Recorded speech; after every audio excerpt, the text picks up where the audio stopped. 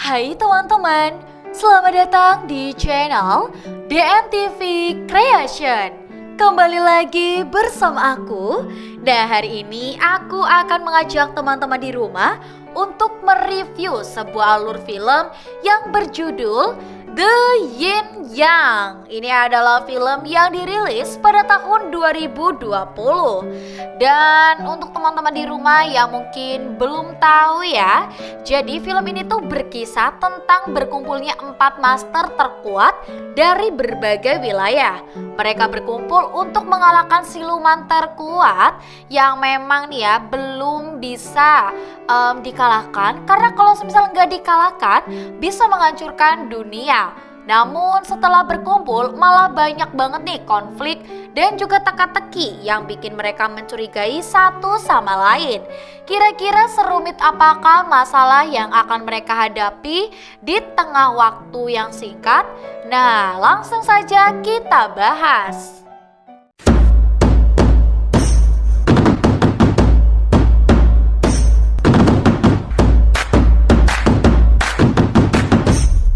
Film dibuka nih dengan seorang anak bernama Kiming bersama masternya Song Sing yang sedang menghafalkan sebuah mantra pelindung. Namun sampai saat ini Kim yang diperankan oleh aktor yang terkenal ini belum juga bisa menghafalkan mantra pelindung. Karena merasa putus asa, dari kecil gak bisa, dia pun berdalih kalau bisa memindahkan arah serangan yang diberikan oleh musuh. Kenapa dia harus belajar sebuah mantra pelindung? Sang guru pun menjawab, kalau mantra pelindung adalah sebuah mantra dasar yang sangat kuat. Karena kini dia juga calon yang master yang dimana harus bisa menguasai mantra tersebut. Nah, tiba-tiba terlihat nih sosok makhluk raksasa bersisik berusaha menghancurkan tembok es dengan cepat. Nah, di sini dengan cepat pula Master melempar Kiming keluar dari situ dan memanggil 3 roh penjaganya. Nah, mereka berempat berusaha melawan makhluk itu, tapi hal yang mereka lakukan tidak berdampak banyak kepada makhluk ular itu. Namun ya, untuk makhluk ular tersebut masih bisa menembus segel tersebut. Dari belakang, para murid pun datang untuk membantu Master. Nah, di sini cuma Kiming aja nih yang gak bisa pakai mantra pelindung. Jadi si guru mencoba untuk melindunginya dari serangan makhluk ular ini. Dengan melakukan serangan terakhir, roh rubah mengorbankan dirinya untuk melawan makhluk ular, hingga mereka berhasil untuk mencegah makhluk tersebut. Makhluk ular merupakan seekor makhluk bencana, makhluk terjahat yang lahir dari bumi dan juga langit yang terpisah. Sebenarnya yang mereka lawan tadi itu cuma bayangan tubuh. Asli monster tersebut tidak pernah menua ataupun musnah, dan tubuh asli ular tersebut ada di kota kekaisaran. Nah, untuk menyegel ular tersebut memerlukan kekuatan 4 klan yang ada di selatan, timur, barat, dan utara. Lalu menyegel jantungnya di patung naga Nilakandi, burung vermilion, harimau putih, dan kura-kura hitam. Dan sekarang giliran Kiming lah yang menjadi penerus untuk menyegel ular tersebut. Dan ia akan menjadi perwakilan dari wilayah timur untuk menggantikan gurunya. Ini semua adalah semua pesan terakhir dari sang master. Ia harus berhasil dan ia sekarang adalah master yang akan mengalahkan ular tersebut.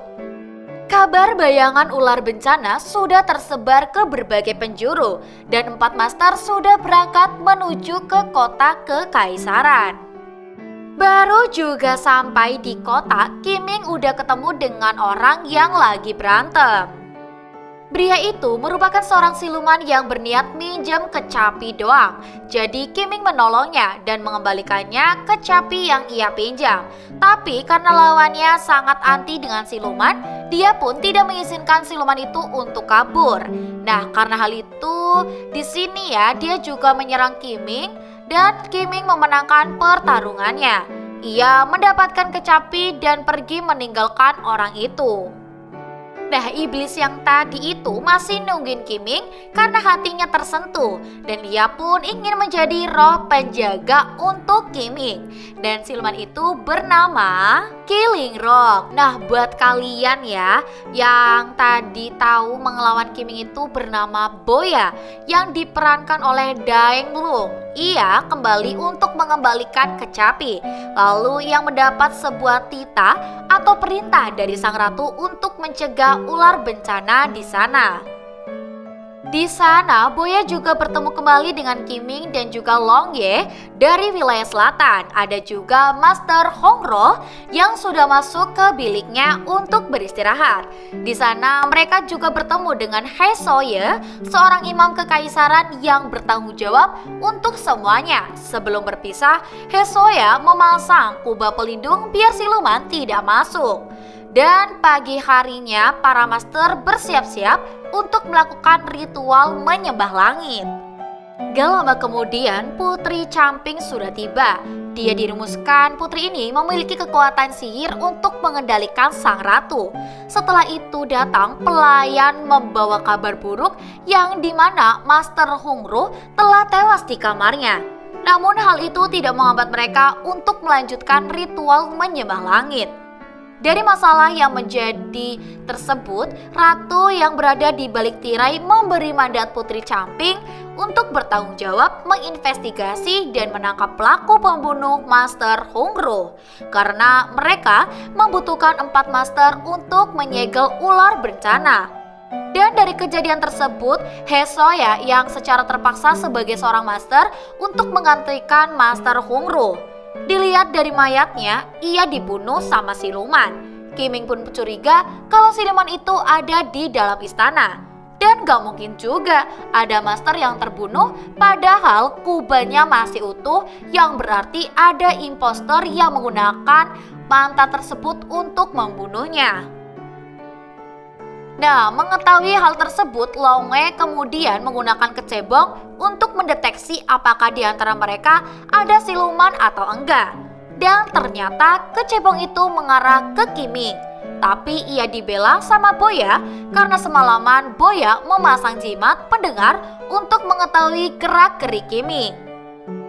Dan ternyata ya sekarang kecebongnya mengarah nih ke seorang putri, tapi mereka tidak ada yang berani menuduh putri macam-macam. Dan Long Ye meminta maaf kalau kecebongnya memang suka salah. Nah, semuanya jadi saling curiga dan untuk saat ini mereka harus fokus untuk menyegel ular bencana dan melakukan ritual penyembahan langit. Di pagi harinya, Boya diajak join minum sama Kiming. Ia mendeteksi kalau wanita yang membawakan arak untuk Kiming adalah seekor siluman. Kenyataannya siluman itu adalah roh penjaga milik Kiming. Boya sangat membenci siluman dan baginya semua siluman patut dibunuh malam ini. Dan di sini ya untuk malamnya para master berkumpul untuk memusnahkan iblis yang ada di kota. Dari masing-masing iblis yang mereka bunuh akan mendapat bola kristal yang mereka berikan kepada patung-patung penjaga yang ada di 4 awal. Di sisi lain, Kiming mendatangi sebuah kamar dan bertanya tentang kematian Hongro. Dan di sini dia memperlihatkan nih siapa dia sebenarnya. Kenyataannya ini adalah seorang roh penjaga milik guru Kiming yang ditugaskan untuk menjaga ya. Nah, karena Master Zhongxing sudah tiada, keberadaan He Soye juga sudah tidak lama lagi. Setiap malam di sini para master mengalahkan siluman dan memberikan aura mereka ke patung penjaga untuk dibangkitkan. Sedangkan Kiming dia kelihatan kayak leha-leha aja tuh. Padahal dia berhasil mendapatkan informasi dari para siluman yang melayaninya. Di antara para master, Kiming lah yang mendapatkan tugas untuk membangkitkan Nagal Nilakandi. Jadi ia memerlukan kekuatan dari iblis terkuat untuk membangkitkan naga tersebut. Lalu Kiming dan juga Boya mendapat kabar buruk bahwa putri diserang oleh siluman. Dengan sigap kini melakukan pengobatan ya untuk sang putri sambil membaca mantra.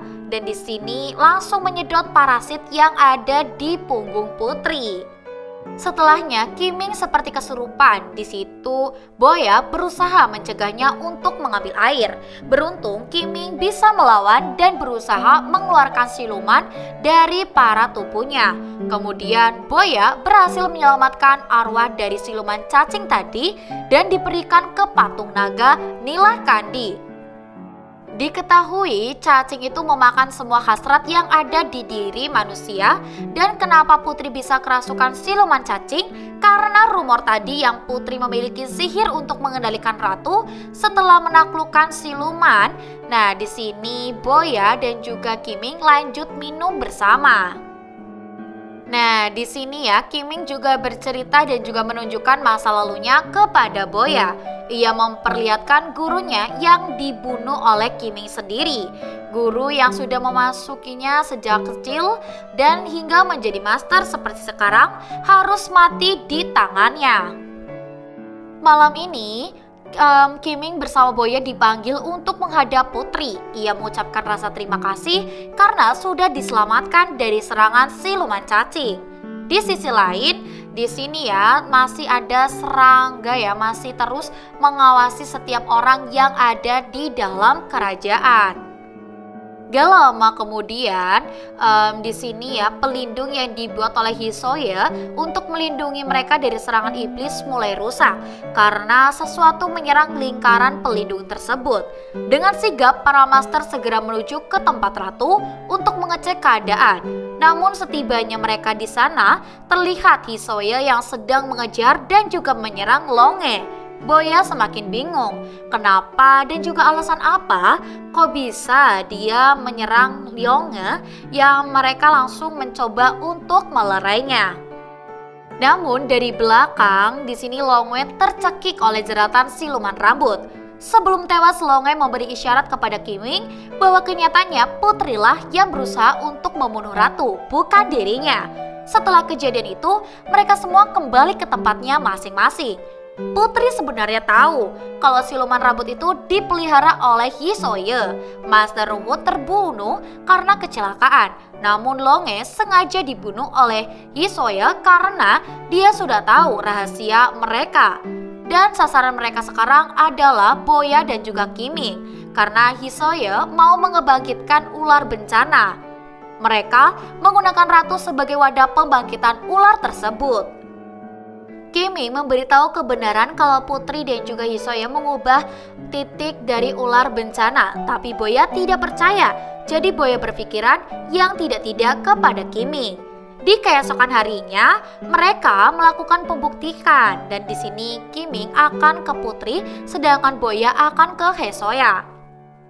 Sebelum berangkat, mereka juga bertukar benda pusaka mereka dan akan menanyakannya tentang kebangkitan ular bencana dan juga medium yang akan membangkitkan ular itu. Kiming memberitahu Putri bahwa sebelumnya ia bersama gurunya pernah mengalahkan bayangan ular kematian. Di situ Kini juga memperlihatkan ya pedang yang digunakan oleh gurunya untuk membunuh ular tersebut.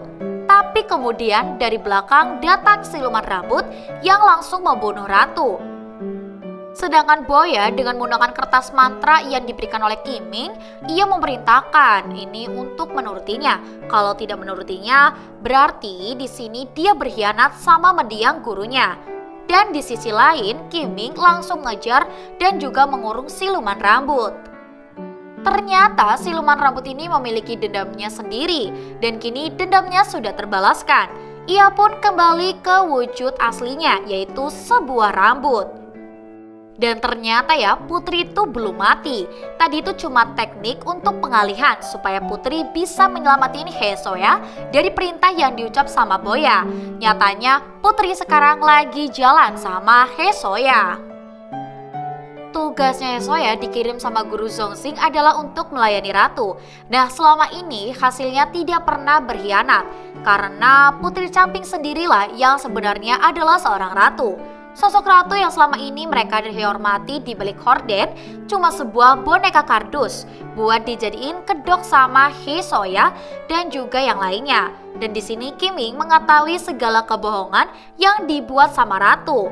dan juga memberitahu bahwa ular bencana sudah ada di tubuhnya selama ratusan tahun, hingga ia menjadi abadi. Dengan kekuatan dari ular tersebut, terungkap kalau ratu di awal cuma boneka dan akal-akalan mereka biar gak ada yang tahu tentang ratu yang abadi, dan juga Hesoya yang cuma roh penjaga. Sekarang ia ingin melepas segel yang ada di tubuhnya buat ngeluarin ular bencana, dan maksud ratu adalah pengen menyegel ulang ular bencana ke tubuh Hesoya. Mendengar hal tersebut, Kiming dan juga Boya berlari untuk menghentikan mereka.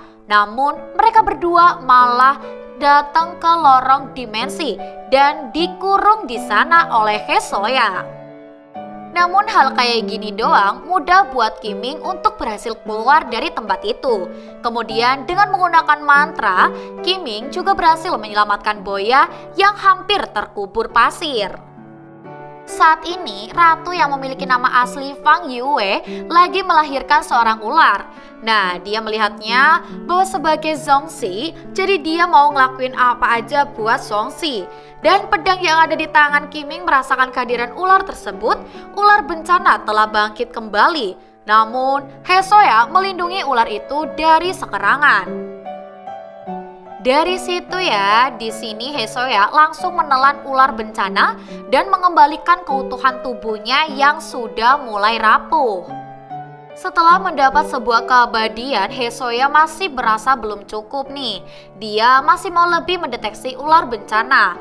Nah, kembali secara otomatis 4 patung pelindung membuat segel supaya ular itu tidak keluar dari kota kekaisaran. Namun enggak bangkit cuma patung Vermilion yang menjadi tanggung jawab dari Hesoya, yang karena memang dia enggak pernah ngasih arwah ataupun roh kepada siluman itu. Nah, di sini ya, untuk salah satu dari mereka berencana membawa Fang Yue untuk keluar dari kota kekaisaran dan mengarungi hidup bersama-sama. Namun Fang Yue masih memiliki rasa kemanusiaan dan ia sadar kalau diterusin mereka cuma bakal membunuh orang lebih banyak lagi. Kemudian ia mendorong Hesoya jatuh. Kiming bersama Boya datang nih untuk menghentikan mereka. Di situ Kiming melakukan Kuchi Yose untuk memanggil 3 roh yang setia menjadi pelindungnya, termasuk Killing Rock yang sebelumnya pernah ia bela. Pelindung dan juga perlawanan yang dibuat tidak terlalu berpengaruh ke ular bencana. Kemudian Boya memiliki rencana yang sangat beresiko. Ia ingin mengorbankan dirinya untuk membuat pelindung dari 4 penjaga. Selain itu, satu persatu roh penjaga Kiming pun juga dikalahkan. Boya mengorbankan nyawanya untuk membangkitkan patung penjaga, kemudian membuat pelindung supaya ular penjana tidak keluar dari kota kekaisaran. Nah, di sini ular bencana tidak bisa kemana-mana. Pelindung sepenuhnya sudah menutupi kota di sini. Dari situ, Boya kembali hidup kembali menjadi roh penjaga untuk Kiming. Dan kemudian dia langsung terbang untuk membawa Hesoya untuk Baiwan bersamanya. Di sini Hesoya bisa berpindah ke sana kemari selama ia masih berada di atas ular tersebut. Di sini ya, Kiming memanfaatkan kesibukan Hesoya. Kiming masuk ke dalam dimensi Lucio milik Fenya dan juga mengajak Ratu untuk melihat sebuah kilas balik kejadian yang ditinggalkan oleh gurunya. Sejak tinggal di kerajaan, Ratu memiliki perasaan kepada Xing Songxing, tapi di sini Fenya sadar kalau di dalam tubuhnya tersegel ular bencana. Songxing di sini juga sebenarnya punya perasaan yang sama kepada Feng Yue, tapi dia sadar dengan posisinya saat perasaan mereka sering terungkap. Di saat itulah perpisahan mereka tiba. Di depan mata, Feng Yue menyaksikan orang yang dicintainya perlahan musnah dan menjadi debu kenangan yang sudah ia bangun terkikis terbawa angin, dan perasaan selama ratusan tahun yang sudah ia pendam menghilang dalam sekejap mata dan tidak ada yang bisa ia lakukan di sana. Setelah menyadarkan sang ratu, Kiming membawa Fang Yue kembali berhadapan dengan ular bencana. Boya diberikan pedang untuk mengakhiri semuanya. Dengan mengerahkan semua kekuatannya, ia melempar pedang itu ke arah Hesoya yang berada di dalam mulut ular. Dan di sini harus sesuai dengan ajaran guru Zongxing bahwa mantra pelindung akan semakin kuat kalau si pengguna memiliki alasan yang kuat untuk melindungi seseorang. Dan karena alasan terkuatnya adalah untuk mencegah Venue jadi ratu yang membunuh dirinya untuk melemahkan mantra pelindung miliknya. Dan di sini pedang yang ditahan oleh Zoya ataupun Boya menembus pelindungnya dan ia pun terbunuh bersama ular bencana. Tapi sebelum terbunuh, ular itu sempat melakukan serangan ke Qiming dan juga Boya sebagai roh pelindung mengorbankan dirinya untuk melindunginya. Namun semua itu belum berakhir, Hesoya ternyata masih hidup. Dia ingin membunuh jasad Boya dengan membiarkan badannya menjadi tameng Qiming dan sekarang mendapatkan jurus pelindung terkuat miliknya. Pertarungan mereka telah usai, Boya menemui Qiming di tempat pertama kali mereka bertemu. Setelah melalui itu semua, Qiming ketahui kemudian memberitahu Boya kalau Hesoya adalah seorang roh penjaga yang diciptakan oleh gurunya sendiri. Nah, tugas yang diberikan kepada Hesoya adalah untuk menjaga ratu dengan segenap jiwa dan raganya untuk selama-lamanya. Namun Hesoya salah tafsirkan. Nah, masuk dari kata selamanya yang mana itu adalah bikin Hesoya mendapatkan kekuatan ular bencana untuk menjadi abadi agar bisa menjaga ratu untuk selama-lamanya. Hingga di ujung kematiannya, di sini Hesoya terus memegangi tangan sang ratu untuk melindunginya. Bencana sudah berakhir, semua warga kembali membangun kota mereka. Begitu pula dengan Qiming, ia mengucapkan salam perpisahan untuk Boya, kemudian meninggalkan kota di sana. Boya mengiringi perpisahan dengan tiupan serulingnya. Dan film pun berakhir. Gimana nih filmnya ya, dari awal itu banyak banget imposter yang dimana di awal udah kelihatan nih ada yang salah, terus juga malah berbalik menyalahkan orang lain. Tapi menurut aku ini rekomendasi banget sih buat teman-teman di rumah yang suka dengan drama-drama seperti ini. Dan untuk teman-teman di rumah jangan lupa untuk like, komen, dan juga subscribe channel YouTube DNTV ya. Nah, karena untuk channel yang seperti ini pasti akan selalu upload video-video alur film yang tentunya cocok untuk menemani waktu gabut kalian. Kita ketemu lagi di video selanjutnya ya. Sampai jumpa.